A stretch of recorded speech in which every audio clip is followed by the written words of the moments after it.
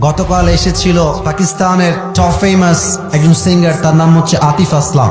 আমার কাছে বড্ড কষ্ট লাগে আমি যখন দেখি যে কোনো ভিন দেশি গায়ক এসে আমাদের দেশে গান গায়, আর আমাদের দেশে কিছু চরিত্রহীন নিকৃষ্ট জাতির মেয়েরা বেপরদায় গিয়ে কনসার্টে এমন ভাবে নিজের দেহ অঙ্গ প্রত্যঙ্গকে শো করে নাচ করে বেড়ায়, হাজার হাজার যুবকের চোখ ঈমান চরিত্র সব নষ্ট হয়ে যায়।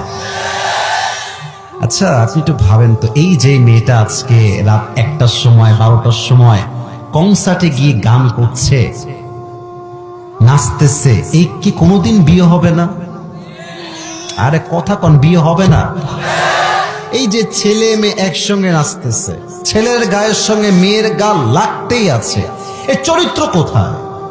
এর সম্মান কোথায়? এর দেহের মূল্য কোথায়? আজকালকার মেয়েদের কাছে